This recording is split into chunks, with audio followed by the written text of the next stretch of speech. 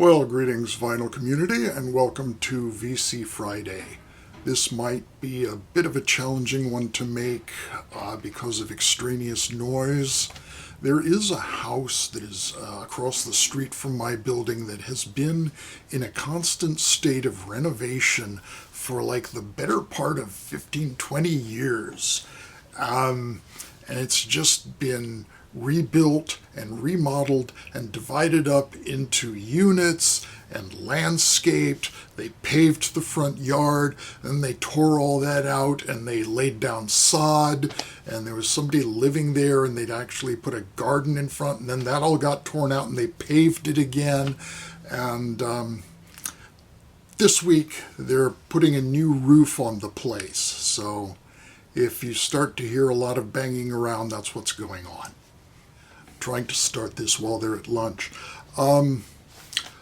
The first item I want to show is an instance of some very generous VCLT from the dynamic Mr. Christopher Kibler. And he saw me on an online auction unsuccessfully bidding for a version of this album. And he said, hey, I've got an extra because I upgraded my copy, so how'd you like my reissue copy? And he sent it to me. Here it is. It is John Cage and Christian Wolff. And this is compositions from 1960, 1961.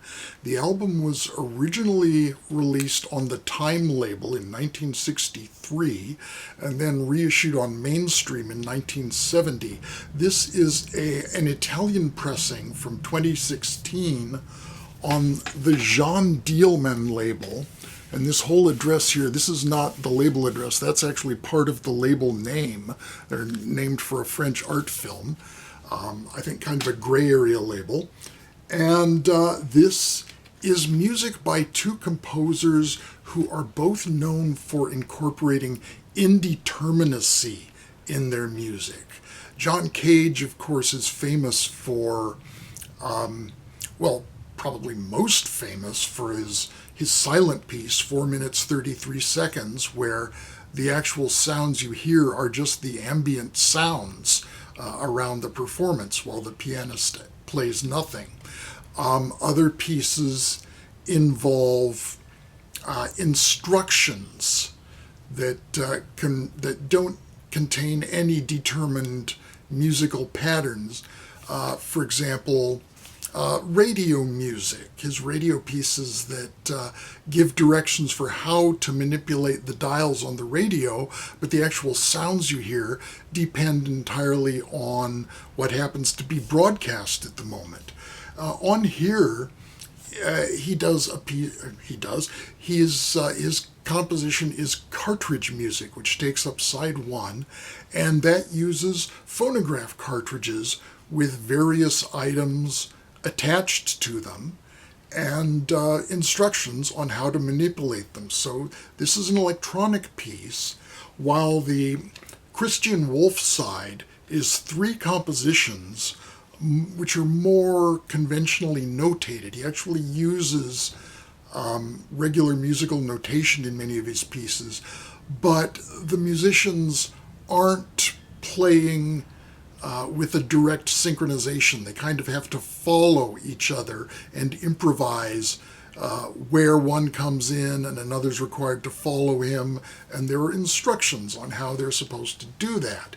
And we have 3 different pieces here, both for small groups. One is a duo, literally called just duo for violinist and pianist. The second, they're actually listed out of order on the back, but the second on the album is Duet 2 for horn and piano. And the last piece is Summer for string quartet. And the pianist on the 2 duos is David Tudor, who of course is closely associated with John Cage. The original album had a gatefold cover. This has a plain cover and instead reproduces the gatefold text and photos on the inner sleeve. And this was just a delightful surprise to receive. I wasn't expecting it, even though he'd mentioned to me, Christopher had mentioned to me during the auction that he had this copy, but it just showed up. So thank you so much.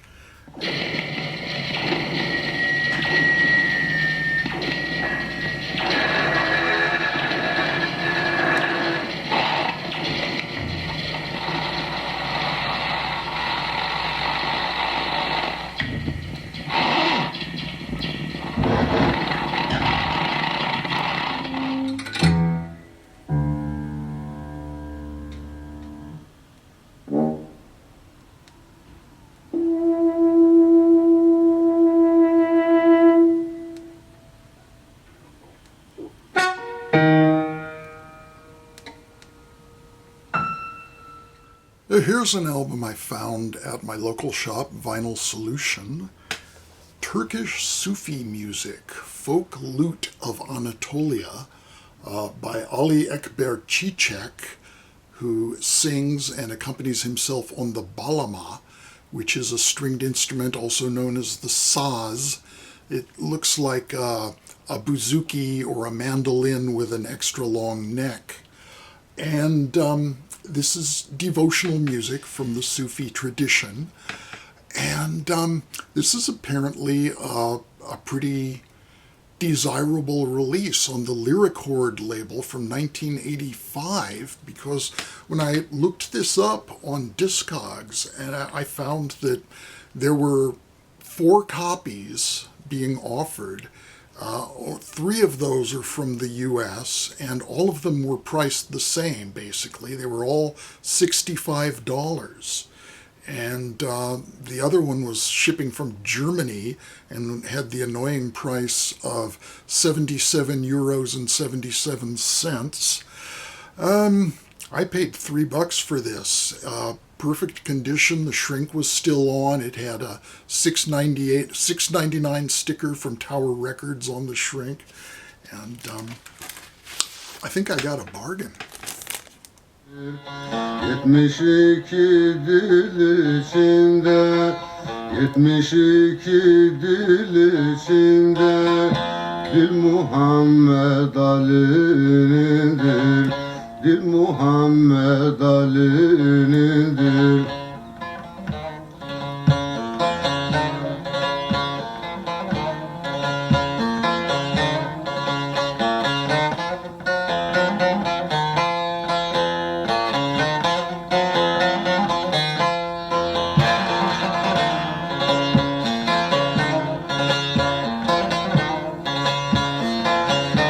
And from Turkey, we move on to Mali and the village of Kela, situated on the Niger River, for this album from 2022. And this is titled Mali, l'art des griots de Kela, or The Art of the Griots of Kela. Griots being the tradition of transmitting folklore and history through song. And there is a strong tradition in the village of Kela, centered around the family of some folks named Diabate. And the woman standing on the cover and playing the instrument called Karinian, the tube that she's striking, is Bintan Kuyate, who is part of the Diabate family. And the album consists of 2 recording sessions from over 40 years apart. Half of it was recorded in 1978, and half of it recorded in 2019. And the remarkable thing is, they're pretty much the same. You notice how that tradition is very persistent, because it doesn't sound like 2 different things stuck together. Very nice production here. It comes with this fold out with notes in French and English and some great photographs. And there are some people playing the koni. The lute that we heard about from Turkey is the balama. Here's the koni, the lute from Mali. And That is one of the string instruments accompanying these songs or pieces. Otherwise, they use good old Western type guitars, as you can see in this photo from the back cover. And both the 40-year-old and the more recent recordings use a mix of the two string instruments. Very wonderful stuff. You can really immerse yourself in the storytelling even without having the faintest idea what they're talking about.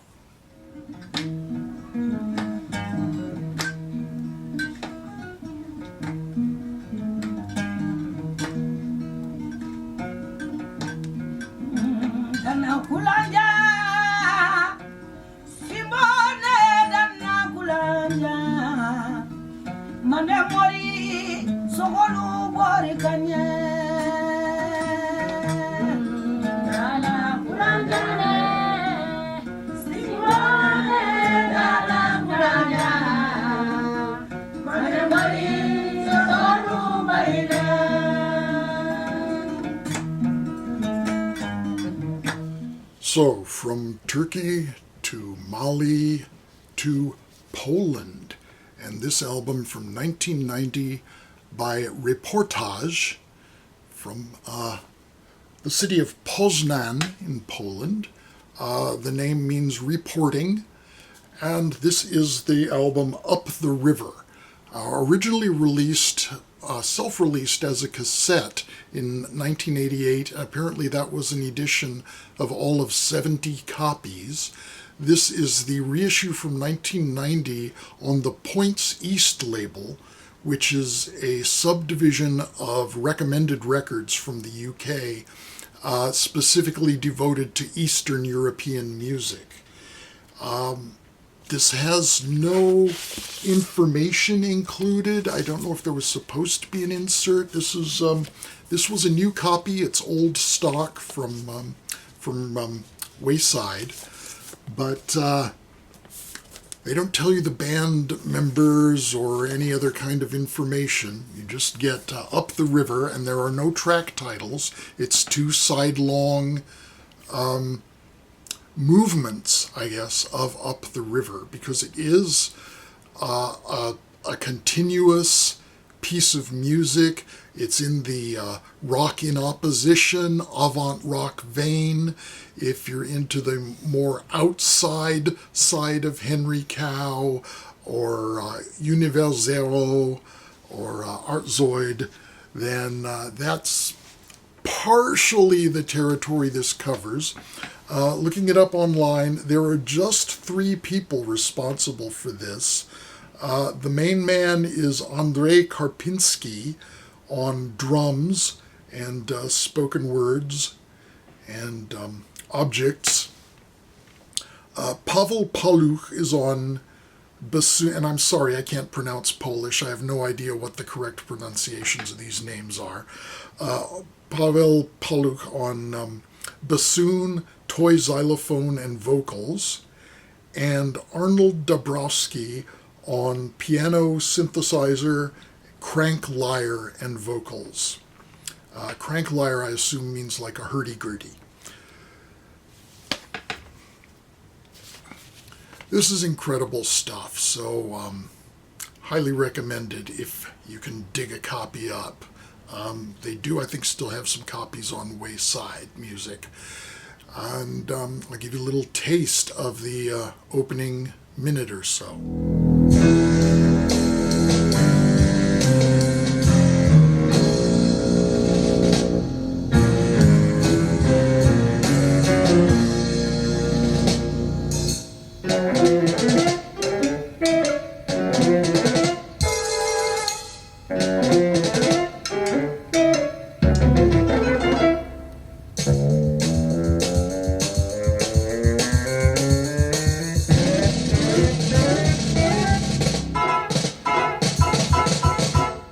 Next up is a brand new release on the always wonderful Cuneiform label, and it is Snakes of Albuquerque by Skullcap. And Skullcap consists of Janelle Lepin on cello and mini moog, and Anthony Pirog on electric guitar. And as a duo, Janelle and Anthony have released a couple of albums already on the Cuneiform label, as well as another self-released album. And for Skullcap, they are joined by Mike Cool on drums. So pretty much a power trio, a cello power trio. And it veers between more melodic pieces, some folk and countryish influence, and towards some very hard rock territories with tinges of King Crimson. The album has a road trip theme, so we get a little symbolic representation of what sort of happened along the way on the back cover there. Got to hear this during an online listening party, so was very, very encouraged to purchase the album. Skullcap, well, they're called Skullcap not because they wear yarmulkes or anything, but because Skullcap is an herb that is in the mint family, so it's related to many of the herbs that you probably have in your cupboard, like rosemary, sage, thyme, but not parsley. And it is used as a medicine against anxiety. Could really use some of that nowadays.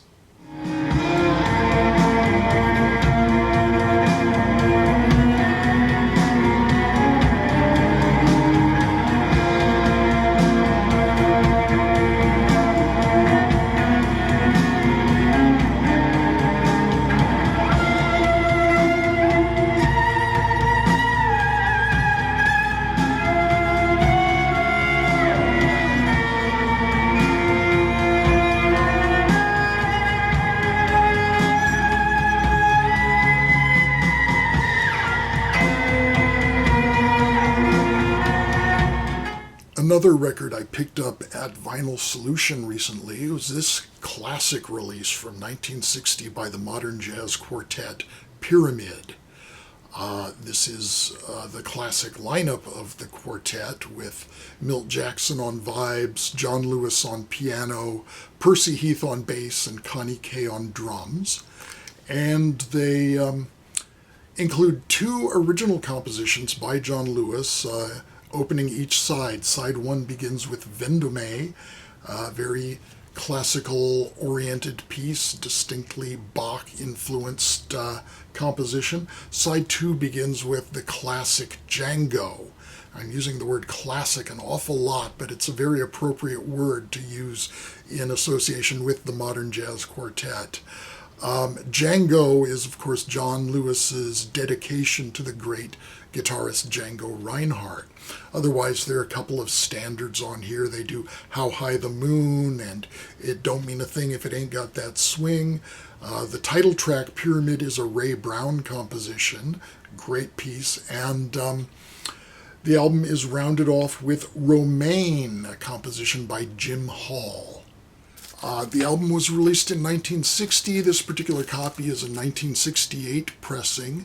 And one little oddity is the reason for my sticking a Post-it note on the sleeve there. The labels are reversed on this copy. So the one with the side 2 label is on the side that plays side 1 and vice versa. Isn't that fascinating? And there's the vintage inner sleeve, which is what makes me nail it down to the year 1968.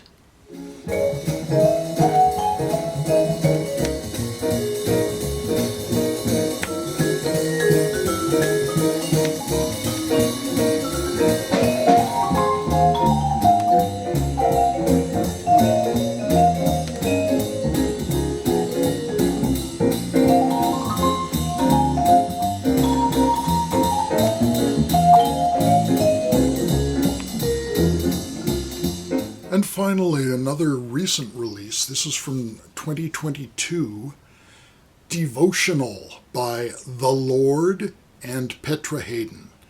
Now, The Lord is not, The Lord. It's Greg Anderson, who is behind Southern Lord Records, the label that put this wonderful waxing out, and also the guitarist for Sun and Goat Snake and other exponents of doom metal, sludge metal, stoner rock, drone metal stuff. Petra Haden, of course, is the daughter of the great jazz bassist Charlie Haden, and the person who once produced a marvelous a cappella reading of the entire The Who Sell Out album. But on here, she joins in on voice and violin with the droning guitars of Greg Anderson and produces a wonderfully monolithic sound to get lost in. There is a strong filtering through Indian music on here, and we have some little poems with words by Ian Astbury. That was a bit of a surprise. And there are various editions. I think they have multiple vinyl colors of this.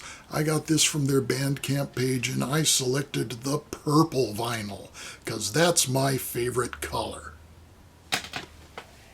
We'll put the purple over here for a moment. You can see why.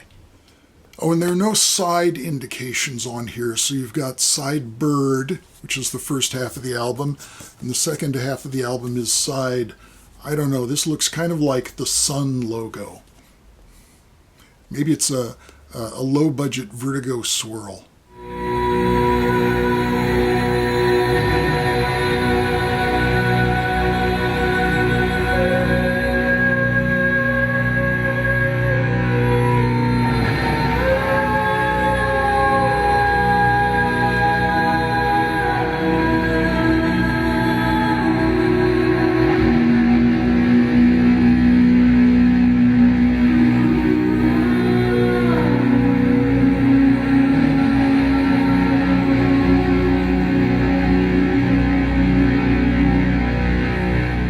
So that's probably all the excitement you can take for now. Thank you very much for watching. Be well. I will talk with you again soon. Bye-bye for now. God only knows what I'd be without